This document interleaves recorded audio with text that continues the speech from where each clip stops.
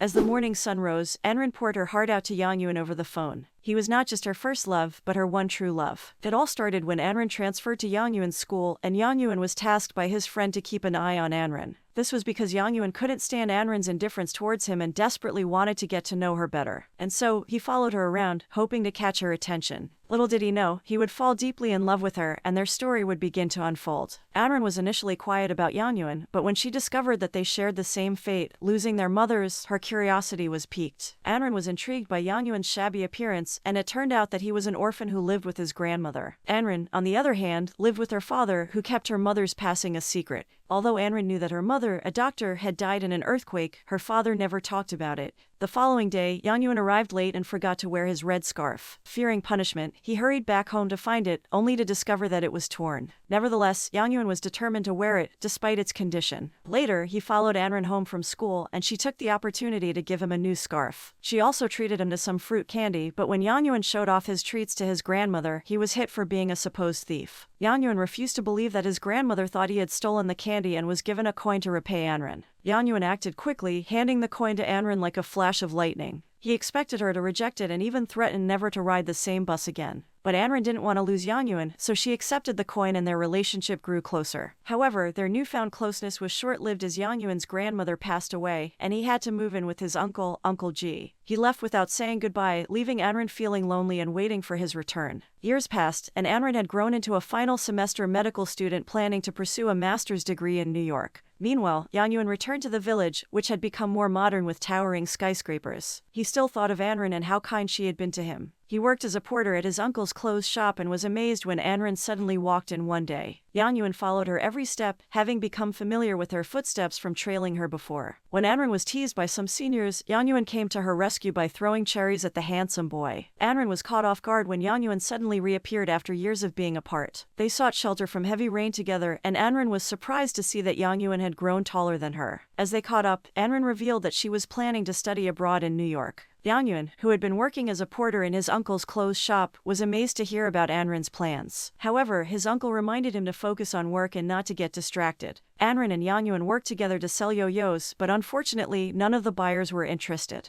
When a boy came to buy a yo-yo but didn't have enough money, Anrin asked Yang Yuan to give it to him for free. Later, the boy came back with a group of friends who bought all of Yang Yuan's merchandise. Yang Yuan took Anrin to a concert where he secretly requested a special song for her. The next day, Anrin helped Yang Yuan make his bed and found the coin he had given her years ago. She promised to always be by his side like family. Moved by her words, Yang Yuan confessed his love to Anrin, but then he suddenly disappeared again, leaving Anrin confused. Yang Yuan turned to his friend Yujin for advice on his love problems. Yang Yuan was convinced that Anrin was avoiding him because of their different social status. He believed that Anrin didn't want to have a poor boyfriend like him, so he worked tirelessly to collect money to become rich quickly. When Yujin suggested that he become a broker in foreign currency exchange, Yang Yuan immediately began the business. However, things didn't go as planned as the big boss who owned the area discovered his work. Despite that, Yang Yuan managed to save enough money to provide for Anrin's life in New York. However, Anrin refused to accept the money and Yang Yuan left it in her bag before leaving. Anrin followed him and they were confronted by an angry boss, which led to Yang Yuan being seriously injured. Anrin was upset by Yang Yuan's shallow thinking and felt hurt that he didn't reciprocate her feelings. Despite that, they spent the night together and Anrin decided to cancel her plans to pursue a master's degree in New York. The next day, Anrin was eagerly waiting for Yang Yuan to meet her father, but it was Yujin who arrived instead. Yujin revealed that Yang Yuan was with another woman and had been playing a trick on Anrin. Anrin was devastated by the news and felt like her world had collapsed. She couldn't believe that Yang Yuan's sweet gestures towards her were all just a ploy. Anrin discovered she had been betrayed but still chose to pursue her dreams in New York. While working as a dishwasher, she unexpectedly fainted and learned she was pregnant. Sadly, Anrin suffered a miscarriage. Fellow immigrant Michael offered to look after her and gradually she opened up to him. Michael was a passionate painter who sometimes struggled with his emotions while working. Meanwhile, Yang Yuan had started a successful business exporting clothes abroad but was arrested for assault just before meeting Anrin. He spent several years in prison before being released and rebuilding his life. In New York, Yang Yuan saw a woman who he thought was Anrin, but it turned out to be someone else. Meanwhile, Michael and Anrin had formed a close bond. One day, Yang Yuan stumbled upon an exhibition of Michael's paintings and saw Anrin's self-portrait. Yang Yuan was desperate to see Anrin and found out where she lived. Anren was shocked to see Yang Yuan at her doorstep, and although she allowed him into her rented house, she could no longer let him into her heart. It was too late for him to make amends, and Anren asked Yang Yuan to leave. A few days after their initial encounter, Yang Yuan hired Anren as his tour guide in New York, although Anren would have rejected the offer if she had known who her client was. During their tour, they visited a park with benches engraved with the names of loved ones and the more than 100-year-old Brooklyn Bridge, where love locks adorn the structure. Yang Yuan secretly left a message on the bridge while Anren remained uninterested. Later that evening, Yang Yuan invited Anren to return to Beijing and asked for a second chance, but Anren firmly declined.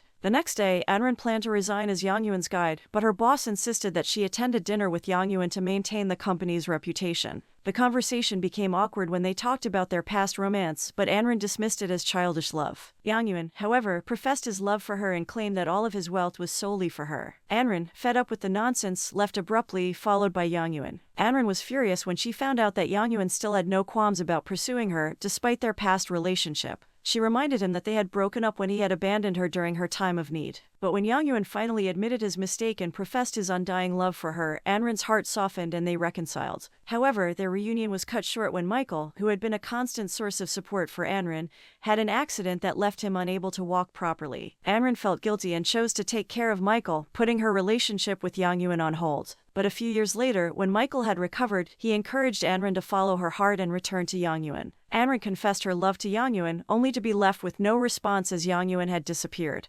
Despite the heartbreak, Anren cherished the memories and love that they had shared together and continued on with her life. The moral of the story is that true love should not be based on social status or money. It's important to be honest and genuine in your feelings and actions towards the people you care about.